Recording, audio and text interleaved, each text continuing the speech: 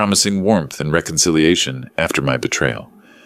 At the table sat me, my son-in-law, my daughter, my grandson, and a man in a suit whom I didn't know. Cold as ice. When I asked, "What's your name?" he remained silent, and then a text message came from an unknown number. "Sir, run away, immediately." You won't believe what happened next. Before we continue, please subscribe to the channel and write in the comments what time it is where you are now. The Mont Blanc, 1924, caught the morning light just right, the gold nib gleaming as I turned it between my fingers. December sunshine streamed across my terrace, warm for Clearwater Beach, even in winter. The Gulf stretched out blue and endless, a couple of boats drifting by.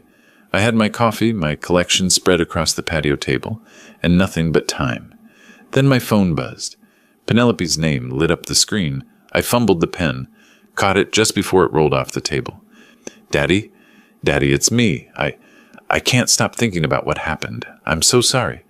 Please, can we—" Her voice cracked, actual tears from the sound of it. "Penny, slow down. What's going on? I miss you. Trevor and we were wrong. So wrong. Can you come for Christmas dinner? Just family. Like when I was little and we'd—" "You haven't called in 3 weeks." The words came out harder than I meant. But 3 weeks of silence after what they'd pulled? That takes some explaining. I know. I was ashamed. "But it's Christmas, Daddy. Please?" I gripped the terrace railing. Salt air filled my lungs, but my chest felt tight anyway. My knuckles went white against the painted metal. 3 weeks ago flashed back. I closed my eyes, still holding the phone. They'd shown up on a Tuesday afternoon, all smiles. Trevor carried a leather portfolio like he was some Wall Street hotshot, instead of a guy who'd burned through 4 careers by 40. Penelope wore her serious business outfit, the navy dress she thought made her look professional. "We've got something special for you, Daddy," she'd said, kissing my cheek. "An investment opportunity. Ground floor." We'd sat at my kitchen table.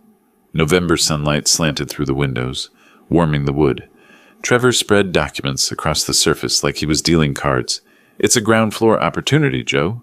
Cryptocurrency mining operation in—" "This signature's forged." I'd run my finger along the seal edge, held the paper up to the window light. "What? No, that's—" "Look, I know you're not familiar with crypto, but the pressure's wrong. Whoever signed this used too much force on the downstrokes, compensating." Penelope's face had flushed. "Daddy, you're being paranoid. Trevor's friend personally. And this seal, see this edge? That's a laser printer artifact. This notary stamp is maybe 2 weeks old." The paper stock was wrong too. Too bright, too crisp, like someone printed official legal document on their home Epson and thought I wouldn't notice. 35 years examining evidence, and they bring me something a paralegal student would catch? Trevor's face went crimson. "You're calling me a liar." "I'm calling this document fraudulent. You want my opinion on what that makes you?" I'd slid the papers back across the table. Slowly, deliberately, keeping eye contact the whole time. "You'll regret this," Trevor had said, standing so fast his chair scraped. "We're trying to help you, and you treat us like criminals. If the shoe fits—" Penelope's tears had started then. The waterworks. I'd seen them before. When she wanted a car at 16, when she needed money for her 3rd failed business, when Trevor first moved in and I'd expressed concerns. Trevor slammed the door hard enough to rattle my pen display case. 200 pieces of carefully curated history, and this amateur's tantrum nearly became an insurance claim. Now, standing on my terrace with December warmth on my face and Penelope's voice in my ear, that scene replayed in perfect detail. "Daddy, are you still there?" I opened my eyes. Boats on the Gulf, coffee getting cold. My hand shook slightly on the railing. "I'm here." "Will you come?"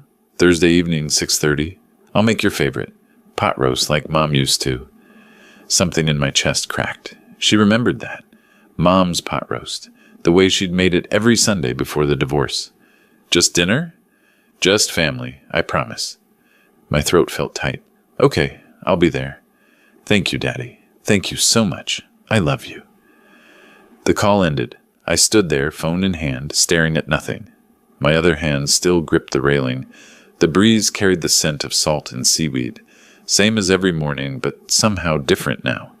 I walked inside, poured 2 fingers of whiskey into a tumbler at 9:30 in the morning, something I hadn't done since my retirement party 5 years back. The amber liquid caught the light streaming through my kitchen window. Before I could raise it to my lips, the phone buzzed again. Unknown number. Text message. Mr. Perry, this is Paloma Torres. I clean house next to your daughter. I need to tell you something. Please call me. The glass stayed frozen halfway to my mouth. My hands started shaking for real now, whiskey rippling in circles. I stared at those words, read them twice, 3 times. The phone felt heavy.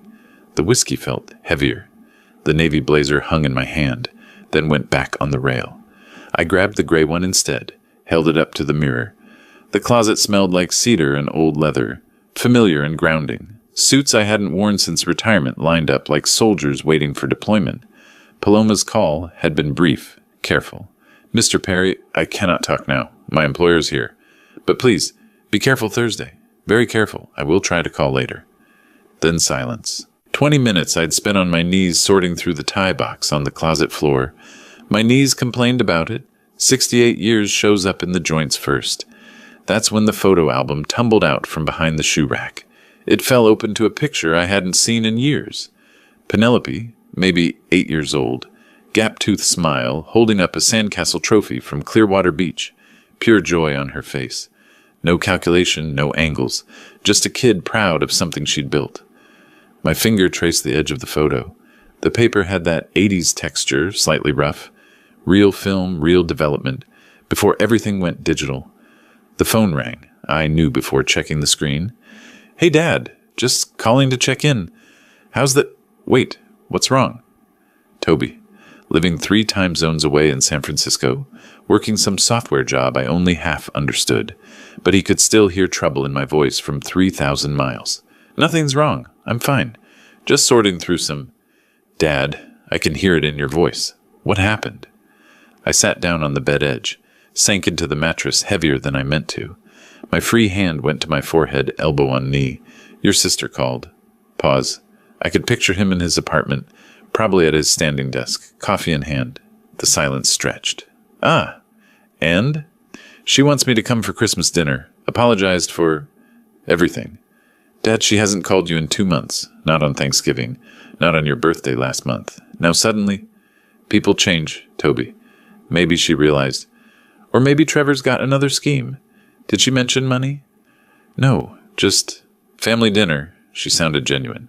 She sounded genuine last time, too, right before they showed up with those fake documents. I rubbed my temples. The photo album still lay open on the bed beside me, that 8-year-old smile staring up. She's still my daughter. I know, Dad. I know. Just promise me you'll be careful. Text me when you get there and when you leave. I'm not a child, Toby. No, but Trevor's a con artist. And Penny's. He trailed off. Go ahead. Say it. She's not who she used to be. You know that. We talked for another 10 minutes. Toby inherited his mother's worry gene. If concern burned calories, he'd have vanished years ago. Finally, he let me go with 3 more promises to text him and 1 threat to call the police himself if I didn't check in. I grabbed my keys, wallet, phone. The drive to Total Wine & More on Gulf to Bay Boulevard took 15 minutes. Traffic light for a Tuesday. The store's AC hit me like a wall after the parking lot. Heat. December in Florida means 75 degrees and tourists in shorts. The wine aisle stretched before me. Red section, French imports. The $12 Cabernet stared at me from the shelf. Perfectly adequate wine. But Penelope only drank adequate wine when she was pretending to be modest for company. For family, she expected the good stuff, or what she called good stuff. Anything over $40 that had French words she couldn't pronounce. My hand hovered between bottles, pulled back from the cheap one.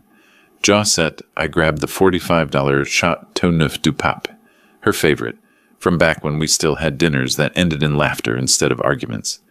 The checkout line moved slowly. Holiday rush starting early. A young family stood ahead of me, father, daughter, about 6 years old. She was showing him something on her phone, both of them laughing. His hand rested on her shoulder, easy and natural. Sir? Sir, your total? The cashier had to repeat it twice. I fumbled my card out, swiped it. The family walked away, still laughing. Back in the car, wine bottle on the passenger seat, I gripped the steering wheel, adjusted the rearview mirror, checked it again. The engine idled. I should just drive home. Put the wine in the fridge. Figure out what Paloma meant. Instead, I pulled out of the parking spot. The bottle tipped when I hit the brakes at the red light. I caught it with one hand, held it steady while steering with the other. My phone buzzed. I didn't look until I pulled into my driveway. Text from Penelope. Dad, I'm so happy you're coming. Thursday at 6:30. Trevor is excited to apologize too. We both want to make things right. Love you.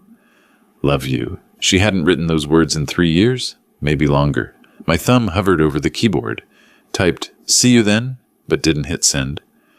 Through the windshield, my reflection stared back from the garage door window, an old man clutching hope like it's the last thing he owns. I deleted the message, typed instead, "I'll be there." Hit send. The wine bottle rolled slightly as I shifted into park. The cap caught the sunlight, glinting red through green glass. Thursday was 2 days away. The townhouse at 2847 Countryside Circle had Christmas lights strung across the front porch, white icicle bulbs that blinked in sequence, trying too hard to look festive. I sat in my car for 30 seconds before getting out, gripping the wine bottle by the neck like it might escape.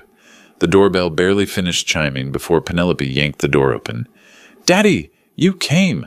Oh, I'm so happy." She pulled me into a hug that lasted 1,000, 2 1,000, 3 1,000, 4 1,000. 2 seconds too long.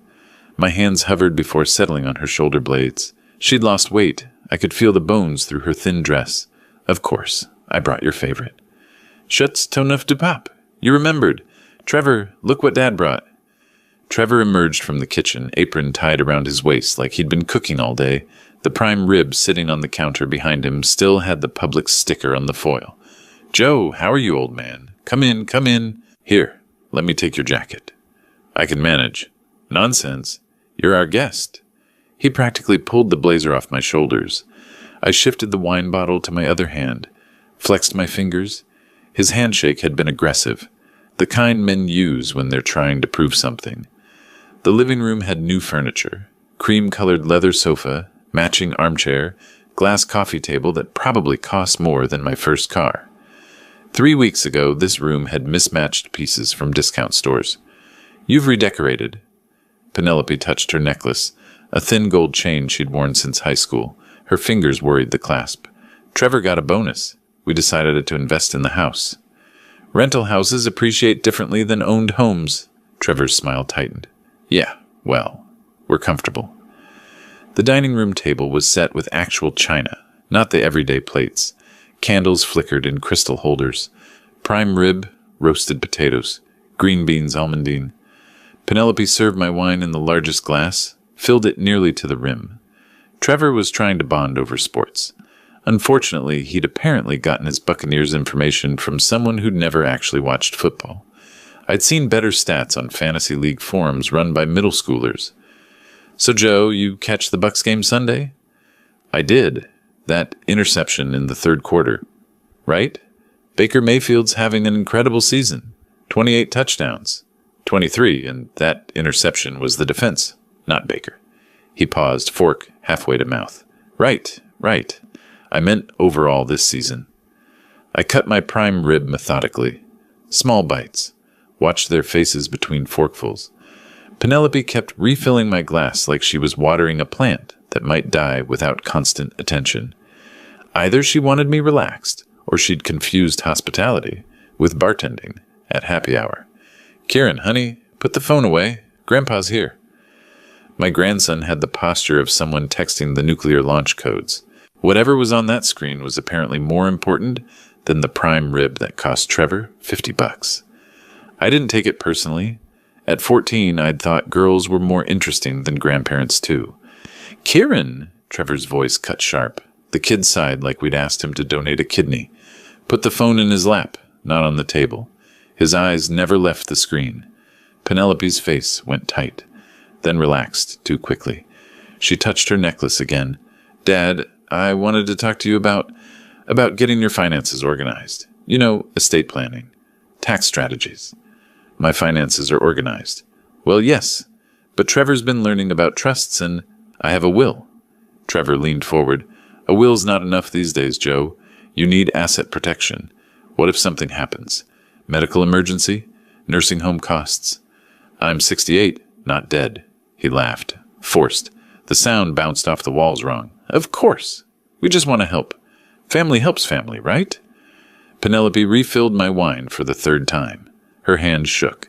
A drop hit the tablecloth, dark red spreading across white linen. She rubbed at it frantically with her napkin, and for half a second I saw the kid who used to cry when she broke things, terrified of disappointing me.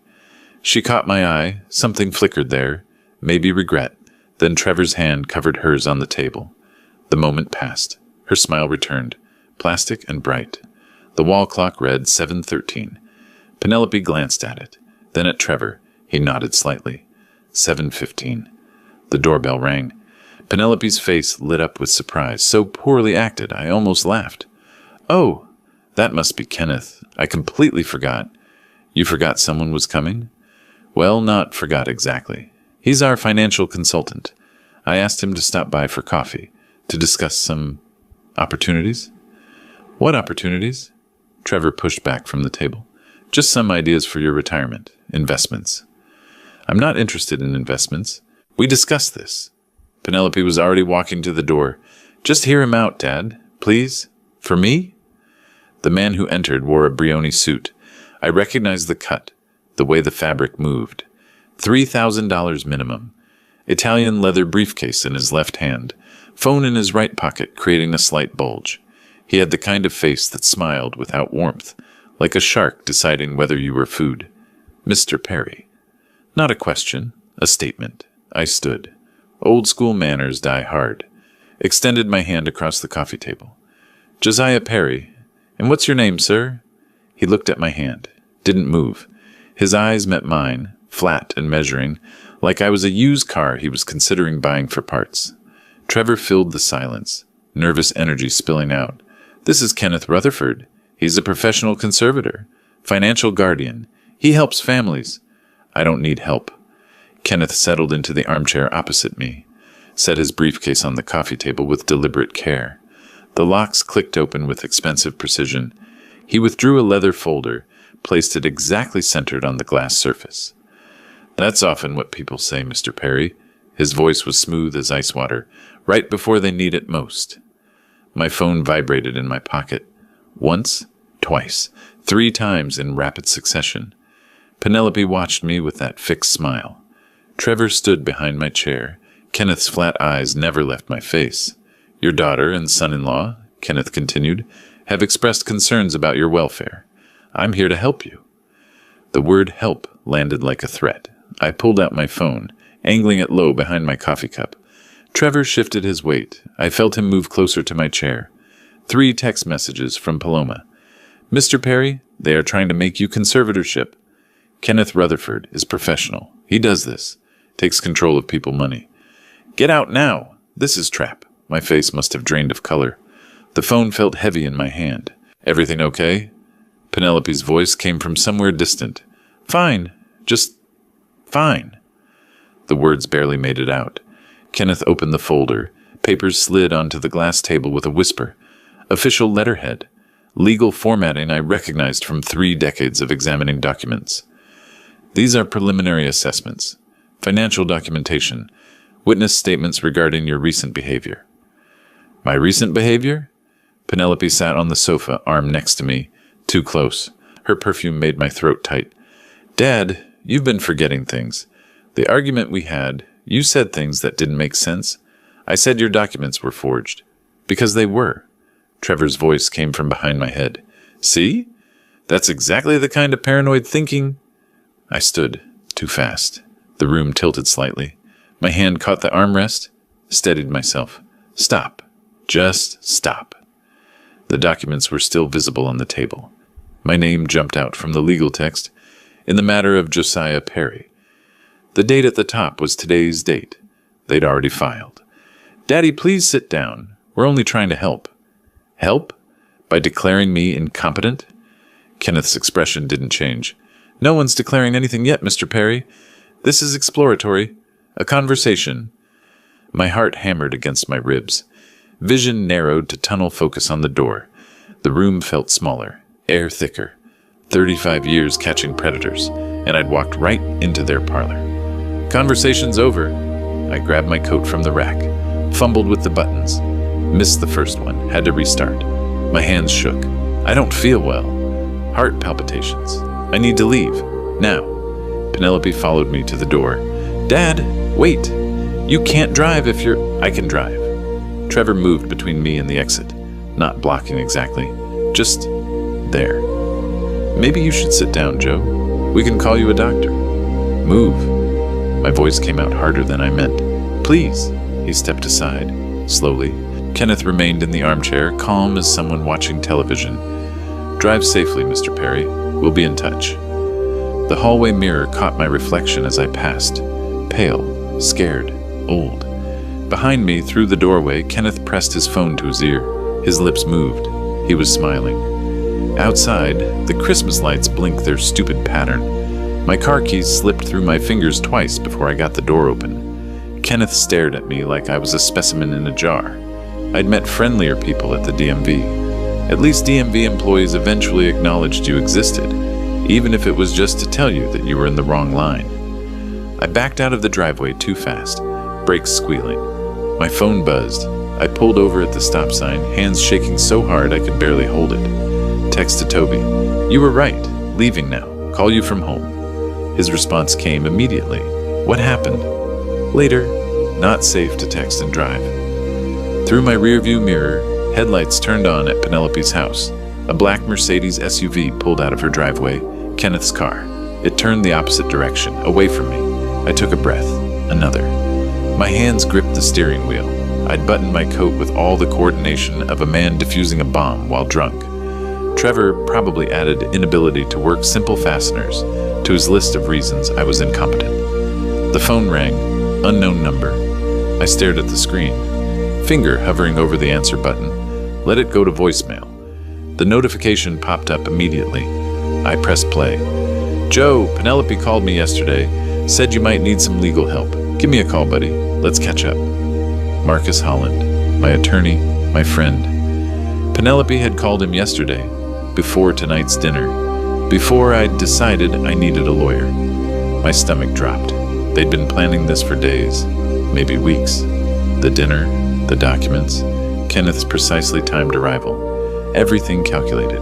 And they'd already started poisoning my resources, reaching out to Marcus with whatever story they'd invented, setting the stage so when I called for help, he'd already have their version in his head. I sat at the stop sign for 30 seconds. A car behind me honked. My phone buzzed again. Text from Penelope. Dad, you forgot your wine. I'll save it for next time. Please drive safe. Love you. The wine I'd brought, still sitting on their counter, $45 of Chateauneuf du Pape that I'd carefully selected because I remembered it was her favorite. They couldn't even let me leave with my dignity. I pulled away from the stop sign, headed toward Gulf Boulevard. My house was 15 minutes away. Toby was 3 time zones away. Marcus was compromised. Paloma was risking her job to warn me. I was 68 years old, alone, with a daughter trying to declare me incompetent and a son-in-law who positioned himself between me and doors like a bouncer at a club for people who scheme against their relatives.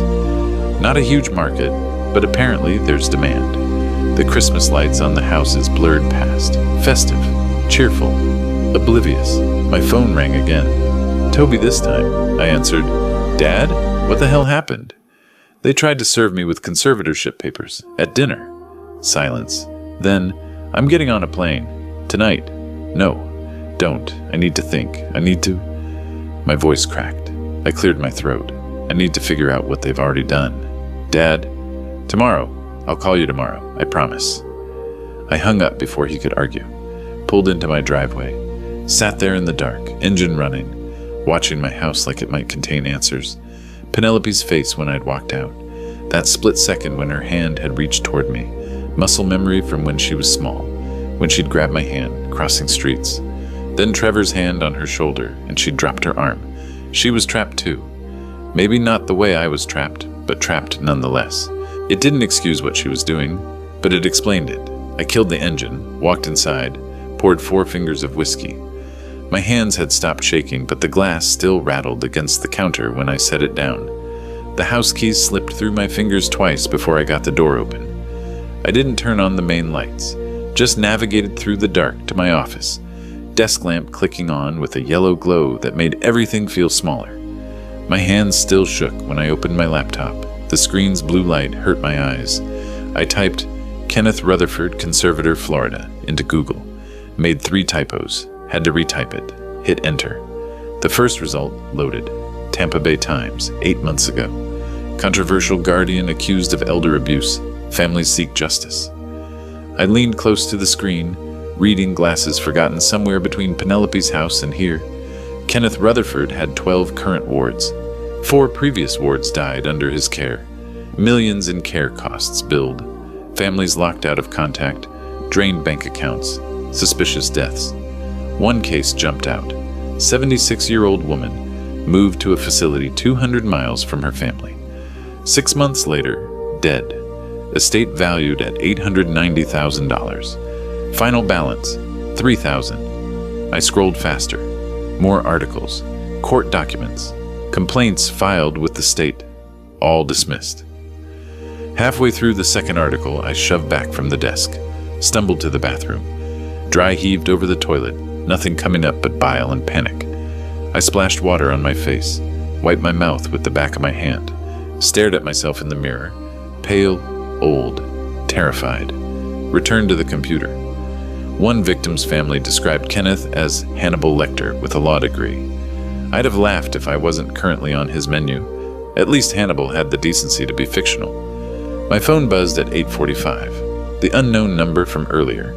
I dialed back with steadier hands, put it on speaker, grabbed a pen and legal pad. Mr. Perry? Thank God. You got out? Female voice, Spanish accent, but her English was perfect. I got out. Who are you? I am Paloma Torres. I work for the Jackson family, next door to your daughter. Yesterday I was cleaning upstairs bedroom, and I hear voices through wall. Your daughter's house, they were talking loud. What did you hear? The man, Trevor, he was saying, Friday morning, 9 a.m. we file. The other man, the one in the suit? Kenneth. Yes, Kenneth. He say, the old man will never see it coming. By the time he gets a lawyer, I'll have temporary custody. Judge Graham always approves my petitions. Temporary custody. Of me. Like I was a child who couldn't cross the street alone. My pen moved across the legal pad, old professional habits taking over. Names, times, details. I'm so sorry, Mr. Perry. Your daughter, she was crying. But she said yes. She signed papers. Why are you telling me this? You don't know me. Pause.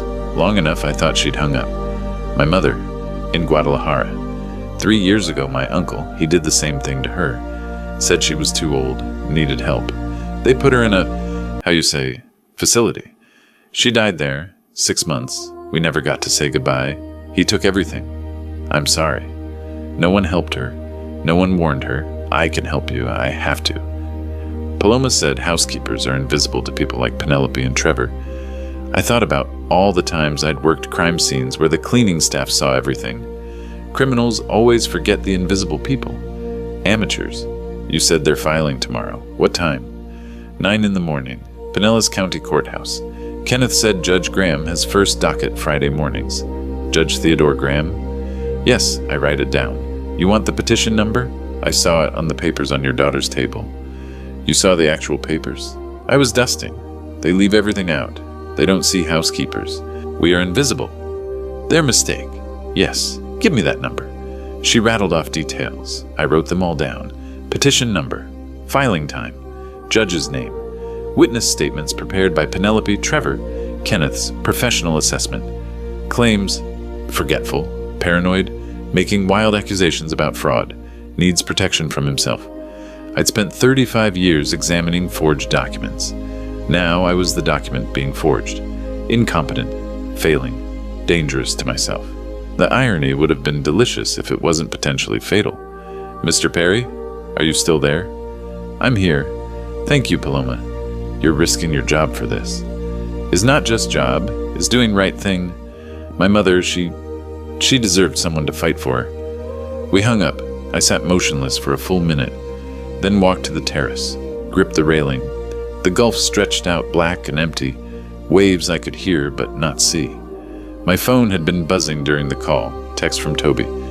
"Dad, you home safe? Answer me." I texted back, "Home.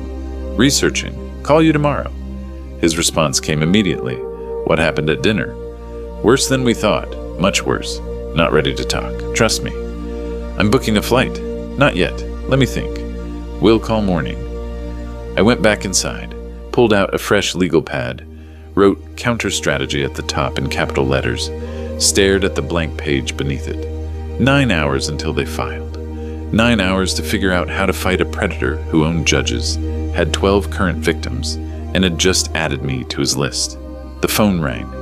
Unknown number, different from Paloma's. I answered cautiously. "Hello? Joe? Joe Perry? It's Marcus Holland. I got your number from the Florida Bar database. Listen, I just heard the most disturbing thing from a colleague. Some conservator named Kenneth Rutherford is apparently targeting you. Joe, I've known you 30 years. This is outrageous. You need legal help immediately, and I'm offering. My office tomorrow morning, 8 a.m. We'll stop this cold." Marcus sounded genuine, concerned. Perfect. Too perfect. The voicemail from earlier flashed in my memory. Penelope called me yesterday. My gut screamed warning, but my options were vanishing faster than my confidence. 8 a.m., I said slowly. "I'll be there." "You're doing the right thing, Joe. Get some sleep. I've got this." I hung up, stared at the phone. Trap or lifeline? 12 hours to decide if paranoia was wisdom or madness. Marcus Holland's office was on the 12th floor of a building on Cleveland Street. Glass and steel, professional but not ostentatious.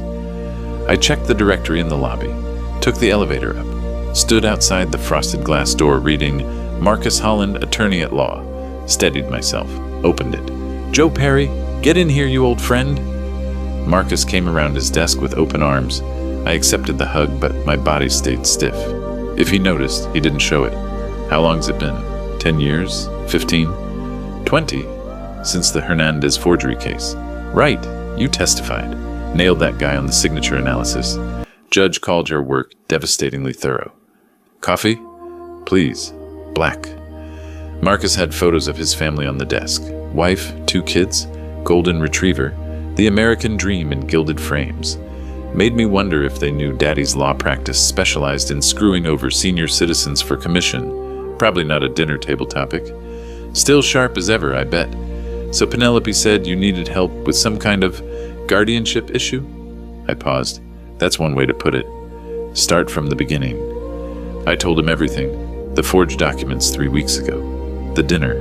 Kenneth's arrival with conservatorship paperwork. The escape. Paloma's warning.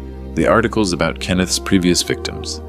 Marcus took detailed notes on a legal pad, asked pointed questions about my finances, daily routine, medical history. They're filing this morning, 9 a.m. Pinellas County, Judge Graham. Marcus checked his watch. That's in 45 minutes. Okay, we can work with this. I'll file emergency opposition, demand continuance, get you evaluated independently. Relief washed over me like a wave. First time since Thursday I could breathe properly. Joe, I need complete transparency. Every asset, every account, every medical record. The more ammunition we have, the harder we hit them. I slid the manila folder across his desk. Everything I'd prepared at 3 a.m. Bank statements, investment accounts, house deed, insurance policies, medical files from my last physical. Perfect. This is thorough. You always were methodical. 35 years of documentation habit. Marcus flipped through pages, nodding. His phone came out. He photographed several documents. I assumed it was for his files. We'll establish an irrevocable trust. Lock everything down. They can't touch assets in proper trust structure. You'll need to sign some documents, but I'll have them ready by end of day. How fast can we move? Opposition filed by 2 p.m. Emergency hearing requested for tomorrow. Joe, I promise you, they picked the wrong man to mess with. I leaned back in the leather chair, closed my eyes briefly, accepted a second cup of coffee. Marcus walked me to the elevator, hand on my shoulder. I've got this, buddy. Stop worrying. That's my job now. The elevator doors closed. I watched the floor numbers descend. For the first time in 2 days, I felt something like hope. 3 days crawled by. Marcus kept texting, "Trust the process." I'd heard that phrase before, usually from people about to screw you. Plumbers say it before doubling the estimate. Mechanics say it before finding more problems. Lawyers say it before cashing your check and vanishing. But I wanted to believe. Friday afternoon, filed at 2:15. Waiting for hearing date. Sit tight. Saturday. Weekend, courts closed. Monday we'll know more. Relax. You're protected. Sunday evening. These things take time, Joe. Trust the process. Trust me. Monday morning. Meeting with clerk this afternoon. We'll call you tonight with update. By Monday lunch, I couldn't sit still. Drove to St. Armand Circle to clear my head. Pulled into the Columbia restaurant parking lot. Through the window, I saw them. Marcus and Kenneth. Corner table. Laughing. Whiskey glasses. Briefcase between them. My fork dropped on the asphalt. It clattered loud. I didn't pick it up. I walked across the parking lot. Through the restaurant door. Other diners blurred. Tunnel vision locked on that table. Marcus. He stood too fast. Knocked his water glass. It spilled across the white tablecloth. "Joe, what are you... This isn't... I can explain..." Kenneth remained seated, twirled his whiskey glass, smiled slightly. "Mr. Perry, please join us. We were just discussing you." "You said you were filing opposition." Marcus's face went through several colors. "I did. I was going to..." "He sent me your financial records Thursday afternoon." Kenneth's voice was smooth, satisfied, very helpful. "That irrevocable trust idea? We'll contest it the moment you try to establish one, now that we know every asset you have. You're working with him." "Joe, it's complicated. Kenneth and I have history. He called me, said if I helped him, he'd cut me in on..." "Marcus, stop talking." Kenneth's command was quiet but absolute. I looked at Marcus. 20 years ago, the Hernandez case, I trusted him then too. This is different. This is business. You have to understand, Joe. Kenneth offered me 30 pieces of silver. Kenneth laughed. Biblical reference. Interesting choice for an incompetent old man suffering delusions. I turned to leave. My legs felt distant, like they belonged to someone else. "Mr. Perry?" Kenneth's voice followed me. "The hearing's scheduled for Wednesday. See you in court. Oh, and thanks for the complete asset inventory. Saved me so much time." Marcus followed me out. "Joe, wait! Let me explain. I was going to help you, but Kenneth made a better offer, and I have bills. I stopped, turned. "You sold me for bills? I gave you everything. Every vulnerability. Every defense I had. I'm sorry. I'm so sorry. I need the money. My practice is failing. I'm drowning. So you drown me instead. Got it. We're done." His face crumpled. That same desperate, guilty expression I'd seen on Penelope. These people weren't movie villains. They were drowning, and they'd pull anyone under to breathe one more moment. Somehow more frightening than simple cruelty. I sat in my car, engine off, staring at nothing. My phone rang. Toby. I couldn't answer. What would I say? It stopped. Voicemail dinged. I couldn't listen. A knock on my window made me jump. A woman. 40s. Professional attire. Camera bag over shoulder. She held up press credentials. Tampa Bay Times. "Mr. Perry? I'm Patricia Kowalski. I've been investigating Kenneth Rutherford for 11 months. I saw what just happened in there. I think we can help each other." Another trap, another betrayal. But her eyes weren't calculating like Kenneth's or guilty like Marcus's. They were angry. She was hunting Kenneth too. I unlocked the door. "Get in, but if you screw me, I've got nothing left to lose." She slid into the passenger seat. "Same. Rutherford destroyed my aunt. I'm going to destroy him back." Patricia started talking before I'd even pulled out of the parking lot. Her words came fast, hands moving, sketching connections in the air between us. 11 months. That's how long I've been hunting Kenneth Rutherford. "Your aunt?" "Sylvia Kowalski. 73 years old. Sharp as anyone I knew. Kenneth got guardianship after my uncle died. Said she couldn't manage alone. Within 6 months, she was in a facility, 300 miles away. I merged onto Gulf to Bay, driving on autopilot. My hands were steadier now, purpose replacing panic. We couldn't visit. He claimed she was too fragile for family stress. She died 8 months later. I'm sorry. She had $680,000. We got $12,000 after his administrative fees and care costs. He billed $42 per 15-minute visit. Claimed he visited 3 times a week for 8 months. Patricia's aunt's billing made me want to laugh or scream. $42 per 15-minute visit. I did the math. That's $168 per hour. Brain surgeons make less. Kenneth didn't even have the decency to overcharge at a reasonable rate. You couldn't sue? We tried. He had every document perfect, every signature notarized, every expense itemized. The system protects him. So you became a journalist. So I became a weapon. She pulled out her phone, started scrolling. I've documented 12 current wards, 4 suspicious deaths, $8.3 million in fees over 3 years. But I need someone willing to go public. Every family's too scared or too broken. Until now. Until you. We pulled into my driveway. I killed the engine but didn't move. Just sat there, staring at my house like I'd never seen it before. I need to call my son. Patricia nodded, waited. I pulled over 2 blocks from home. Couldn't drive and do this? My hands gripped the steering wheel. Toby, I need you to come to Florida. Now. Dad, what's wrong? Your voice. Marcus betrayed me. Gave Kenneth everything, all my financials, medical records, strategies. I'm exposed. And the hearing's tomorrow, and I have nothing, and my voice cracked. Actual crack. Like I was 14 again and puberty was ambushing me. Stop. Breathe. I'm looking at flights right now. There's one at 6 p.m. I'll be there by 10 tonight. You don't have to. Dad, you're my father. Of course I have to. And I'm bringing help. Trust me. Long pause. The kind where you say things you don't usually say. I'm scared, Toby. I know. So am I. But we're not doing this alone anymore. Tuesday morning, Tampa Airport. Toby came through arrivals looking like he hadn't slept. We hugged. Long time. He felt my ribs through my shirt. When did you last eat? I don't remember.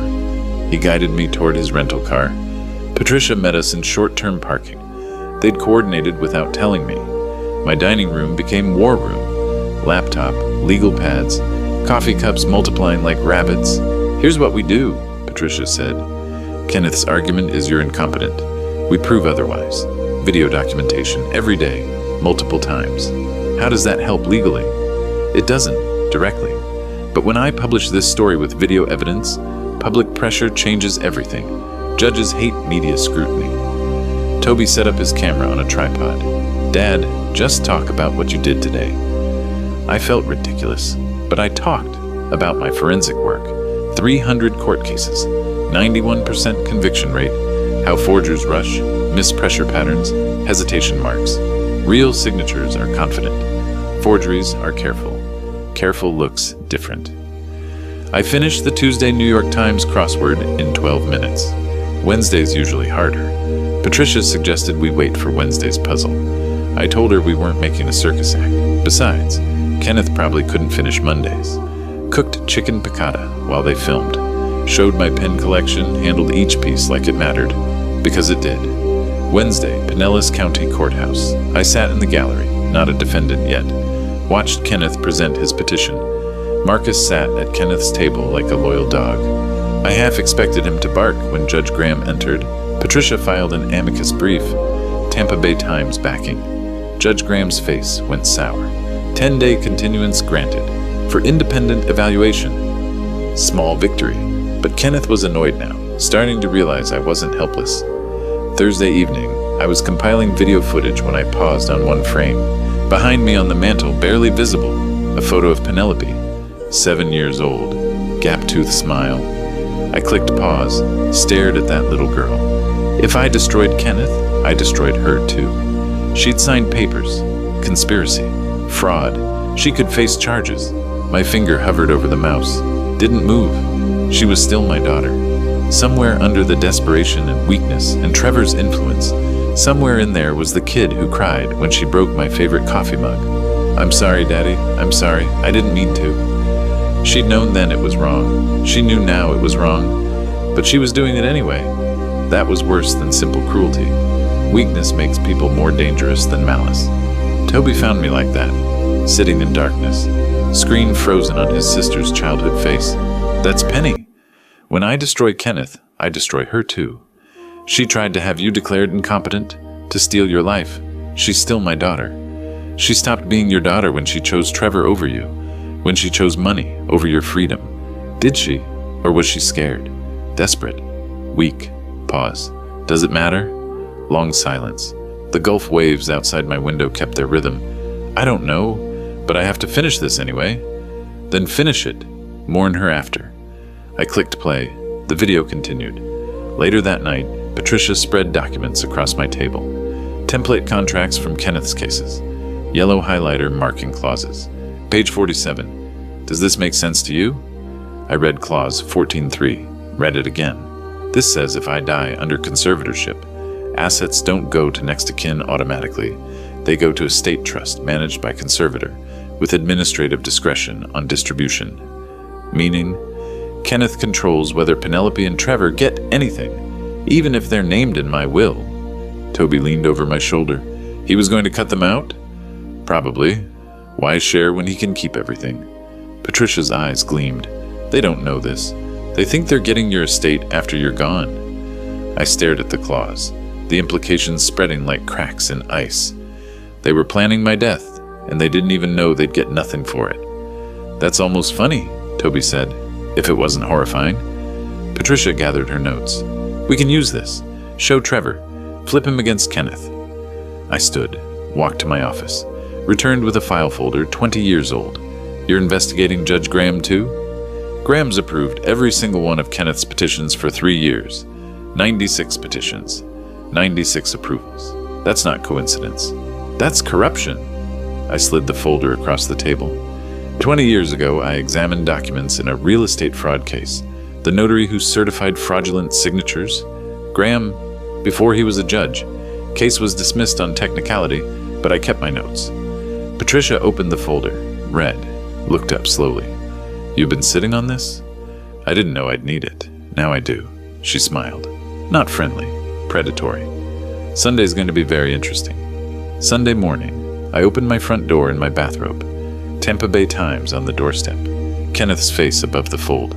Not a good photo. They'd chosen one where he looked exactly like what he was. Florida's most dangerous guardian. Kenneth Rutherford's trail of elder abuse. I stood on my doorstep reading. Didn't move for 5 minutes. Neighbor walking her dog waved. I didn't notice. Kitchen table. 3 of us shoulder to shoulder flipping pages. Patricia pointing out paragraphs she'd fought her editor to keep. 12 current wards. 4 suspicious deaths. 8.3 million in fees. Pattern of isolation. Judge Graham's perfect approval rate. My phone started ringing. Silenced it. By noon, 47 missed calls. Texts flooding from old colleagues, neighbors, people I hadn't talked to in years. The interviewer asked if I seemed like someone who needed a guardian. I told her if I did, she should check the credentials of whoever was guarding her, because her judgment was clearly impaired. She laughed. Viewers apparently loved it. I was just being honest. Monday afternoon, WFLA News 8 studio. Makeup artist powdering my face. Haven't been prettied up since my wedding. Toby adjusted my tie. Patricia coached from the green room. On camera, I solved a Rubik's Cube while explaining forensic methodology, handled my pens, spoke in complete paragraphs without notes. The interviewer held up 2 signatures. Can you tell which is forged? They look identical to me. Exactly. That's why experts exist. The real signature has natural variation in pressure. The forgery is too consistent. Forgers don't breathe when they write. Clips went viral by evening. 68-year-old forensic expert fights conservatorship scam. Monday night. Patricia analyzing Kenneth's standard contract, cross-referencing with what Penelope had signed. Joe, look at this. Clause 14.3. I read the legal language, translated it. My blood went cold. Kenneth controls whether Penelope and Trevor get anything. They signed away their own inheritance. They don't know, Patricia said. We tell Trevor, show him the contract. Maybe he flips. Tuesday morning, Christmas Eve. We found Trevor at his dealership. Luxury cars gleaming in winter sun. Patricia blocked his exit with her car. What do you want? I'm working. I'm Patricia Kowalski, Tampa Bay Times. You read my story? His face hardened. I don't talk to press. Not even about how Kenneth Rutherford was going to screw you? She opened the folder. Read page 47, clause 14.3. Trevor's eyes tracked the words. His face changed colors like a mood ring. This doesn't mean what you're saying. It's just legal language. It means if Joe dies under conservatorship, Kenneth has sole administrative discretion over who gets what. You're not guaranteed anything. But he promised. We had a deal. 30%. Toby's voice came hard. You had a deal for 30% of my father's life. Trevor was trying to hold the papers. His hands shook so violently they scattered. He bent to gather them, dropped them again. It's not like that. We weren't going to hurt him. Just managed care. A facility. He'd be comfortable. Patricia's voice stayed level, clinical. 4 of Kenneth's previous wards died in facilities. Average time, 7 months. Average estate remaining, less than $5,000. Trevor slid down the side of his car, sat on the asphalt in his $5,000 suit. Trevor Watkins, who sold luxury cars and wore designer clothes, sat in a parking lot, crying like someone had told him Santa wasn't real. Oh God, Penny, what did we do? You tried to destroy an innocent man for money you were never going to get. The poker debts. I owe $127,000. They said I had no choice. Everyone has a choice. You chose wrong. I was listening on speakerphone in Patricia's car, parked 50 feet away, watching through the windshield. Trevor's voice came through broken. Kenneth said it was easy. He'd done it before. It would take 3 months. Joe would be comfortable and we'd be free of debt. And if Joe died in care, whisper. Kenneth said old people die in facilities all the time. Natural causes. No one questions it. I couldn't stay in the car. Opened the door, walked over. You planned to murder me. Trevor heard my voice, recoiled like I'd hit him. Joe? Oh God. Joe, I didn't mean... We weren't going to... Get up. You're sitting in a parking lot, crying about consequences. He looked up at me, tears and snot running down his face. I want you to testify against Kenneth. Court hearings in 6 days. You're going to tell the judge everything. If I do that, I'll go to jail. My hand tightened on Patricia's phone. Trevor was the man who tried to steal my life. But he was also desperate and broken and manipulated. Did he deserve jail? Yes. Did I want to be the one who put him there? I looked at Toby. His face was hard. He tried to kill you, Dad. Patricia stayed neutral. Your call. I closed my eyes, opened them. Get up. You're testifying. Mercy? Justice? I don't know anymore. But this has to end. Trevor stood, wobbling, broken. Okay, I'll do it. I'll testify. Tuesday evening, my house, Christmas Eve. Patricia's phone rang, unknown number. She answered, woman's voice. Ms. Kowalski, my name is Penelope Watkins. I think you've been talking to my husband. Patricia mouthed to me, it's your daughter. My face drained of color. I read your article, and I need to tell you something about Kenneth Rutherford that nobody knows. He has a partner, someone in the state attorney's office, someone who's been protecting him for years. I have proof. Documents Kenneth gave me to keep safe. He thought I was too stupid to understand what they meant, but I understood. My daughter's voice, after everything, offering help. Trevor called me from his office bathroom, said you showed him the contract, said we've been played. I believe him. Can we meet? Tonight? I have the documents, and I want to make a deal. Patricia looked at me. My hand trembled. Could be trap, could be redemption, could be both. I nodded. Patricia spoke into the phone. Where and when? Penelope stood on my doorstep holding a banker's box. Christmas Eve, 8 o'clock. I hadn't seen her face in weeks. Penelope. Daddy, can I come in? I have something you need to see. Long pause. Don't call me that. Her face crumpled, recovered. I'm sorry. I know you don't believe me, but you're right. I don't. Why are you here? Kenneth gave me documents to keep safe.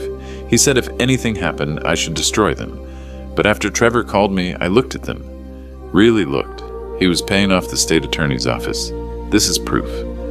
Toby appeared behind me. Could be a trap. It's not. I swear. I'm trying to make this right. I stepped aside. You can't make this right. You can only make it less wrong. Come in. Patricia spread the papers across my dining table. Wire transfers, emails, payment records spanning 3 years. Kenneth Rutherford to Assistant State Attorney David Chen. Consulting services. Right. $40,000, Patricia read. That's not consulting. That's bribery. Penelope twisted her tissue. There are 3 years of these. Different amounts. Always consulting or legal fees. Why did he give you these? He thought I was too stupid to understand what I was holding. Were you? She flinched. Yes.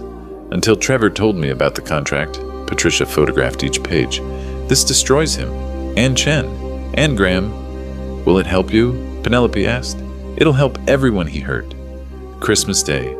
Emergency hearing. The courthouse felt wrong empty except for us. Judge Graham presided. The irony would have been funny if it wasn't tragic. He was about to witness evidence of his own corruption. Trevor testified first. His hands gripped the witness box edges, knuckles white.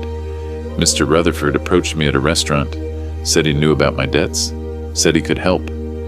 What did he propose? A partnership. He'd get conservatorship. We'd split the estate, 30% to us. Trevor's voice broke multiple times. He couldn't look at me. Did Mr. Rutherford discuss how long this would take? He said 6 to 8 months, average. Until what? Trevor started crying. Until Joe would pass away, in the facility. Natural causes. Kenneth said it happened all the time. I sat rigid in my chair, hearing him say it out loud. They'd planned my death, discussed timeline, 8 months maximum. Patricia's attorney submitted the corruption evidence. Kenneth's lawyer speed-read the documents. His face drained of color. Kenneth sat with his jaw clenched, hands flat on the table. Only his eyes moved, scanning for exits that didn't exist. The state investigator stood, approached Kenneth's table with handcuffs. Mr. Rutherford, I need you to stand. Kenneth stood slowly, composed. This is harassment. I'm a licensed professional guardian. You have the right to remain silent. The handcuffs clicked. Kenneth maintained dignity, right until that sound. Then his expensive Italian briefcase fell open, spilling papers everywhere. His attorney scrambled to pick them up. Kenneth couldn't help. His hands were cuffed. The metaphor was so obvious it was almost offensive. They led him past my table. 12 wards, 4 dead, game over. Kenneth stopped, turned. His mask finally cracked. You were supposed to be easy. A lonely old man. How did you... 35 years catching people like you. I know how you think. This isn't over. It's over. They pulled him toward the door. Judge Graham sat pale and sweating. He knew he was next. Outside on the courthouse steps, 7 news vans waited. On Christmas Day, Kenneth Rutherford's arrest bumped every feel-good holiday story off the evening news. Microphones thrust forward. Mr. Perry, how do you feel? I feel like the system worked, eventually, with pressure. Kenneth Rutherford destroyed families for years. I stopped him before he destroyed mine. Your daughter provided key evidence. Have you reconciled? Pause. My daughter provided evidence because she was scared of prison. That's not reconciliation, that's self-preservation. What's next for you? I'm going home, to my house that I own, to my life that I control. That's all I ever wanted. Christmas evening, 6 o'clock. Sun setting over Tampa Bay in the distance. Patricia packed her equipment. Toby stood beside me, hand on my shoulder. Penelope exited the courthouse alone, walked past us without speaking, got into an old Honda, not her usual car, drove away. I watched her taillights disappear. You okay, Dad? I won. I'm alive. I'm free. I should be okay. But she's still my daughter, and I just watched her drive away knowing I'll never see her again. Toby squeezed my shoulder. We stood there as darkness fell, victorious and empty. 2 months later, I established a routine. Morning swim in the Gulf, breakfast on the terrace, reading news about guardian reform legislation moving through Tallahassee. Letters from other victims' families piled on my desk. I answered each one. Kenneth sat in Pinellas County Jail without bail. 23 criminal charges, 8 civil lawsuits, trial scheduled for May. Prosecutors wanted 20 years minimum. Trevor declared bankruptcy, lost everything, worked at AutoZone for $16 an hour. Studio apartment. Penelope filed for separation. Marcus got disbarred. Wife left him. Office closed. I was suing him for $200,000. Judge Graham resigned. Under investigation. Pension suspended. Patricia won a journalism award. The story sparked statewide reform. People called it the Perry Protection Act unofficially. My phone rang late February afternoon. Unknown number. I almost didn't answer. Daddy, please don't hang up. Just listen. Penelope's voice. Broken. Hesitant. I'm listening. I'm so sorry. I mean it now. I see what I did. I was desperate and scared, and Trevor kept saying it would be okay, that you'd be comfortable, that we needed the money. I just went along. You signed papers to have me declared incompetent. I know. It was wrong. I've lost everything. My job, my house, my marriage. Kieran barely speaks to me. I'm working reception at a clinic for $14 an hour. I can barely afford our apartment. My hand stayed steady holding the phone. No tremor. And you're calling because you're my father. Because I made a terrible mistake. Because I'm asking for forgiveness. Are you asking for forgiveness or money? Pause. Both? I don't know. I need help. You tried to steal my life, not my money. My life. Kenneth's wards died. 4 of them. You signed papers that could have made me number 5. I didn't know about the deaths. I swear. You didn't ask. You didn't care. You saw money and took it. Please, I can't lose you. You're my father. I was your father. Past tense. You made your choice. Daddy, don't call me that. You don't get to call me that anymore. She sobbed. What about Kieran? He's your grandson. When he's 18, if he wants a relationship, he can call me. Until then, he has a mother who needs to explain her choices. Are you leaving me nothing? My will leaves you $50,000. Enough that you won't starve. Not enough that you'll be comfortable. You'll have to work. You'll have to struggle. You'll have to remember every day what betrayal costs. That's it? 50,000? That's 50,000 more than you deserve. Don't call this number again. Please, I'm begging. I hung up, set the phone down carefully, stared at it, didn't move for several minutes. Toby found me like that. That was Penny? Yes. What did she want? Forgiveness? Money? In that order. And you said? No. Evening. We sat on the terrace with bourbon, watching the Gulf turn gold then gray. You could have forgiven her, Toby said. Given her another chance. Could I? She didn't apologize until she lost everything. That's not remorse. That's consequences. She's still your daughter. Biologically. But daughters don't try to have their fathers declared incompetent for profit. You won, Dad. Kenneth's in jail. You're free. The system's changing.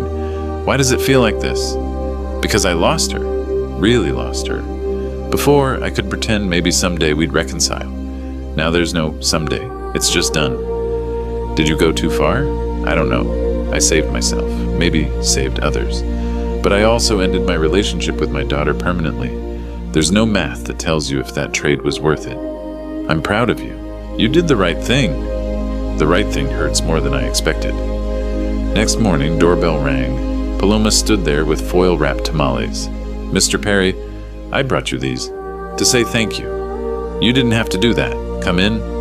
You saved yourself, but you also saved others. Mrs. Jackson tells everyone your story, says you're a hero.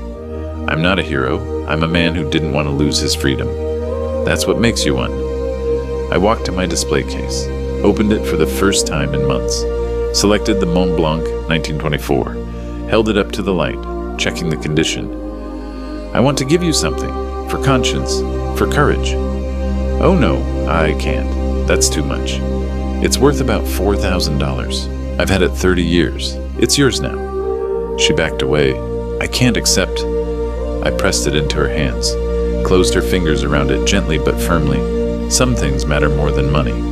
You taught me that. Sell it if you need to. Keep it if you want to remember, but it's yours, she cried. Thank you. Thank you. You saw evil happening and you acted. Most people don't. They look away. You didn't. After she left, I made coffee, walked to the terrace. The Gulf stretched out blue and endless. Behind me through the window, my pen collection sat in its lit display case. One piece missing now. On the table beside me, Patricia's award announcement, letters from grateful families, Toby's flight confirmation for next month. I picked up my tablet, read the Guardian Reform Bill, text. Perry Protection Act in the comments section.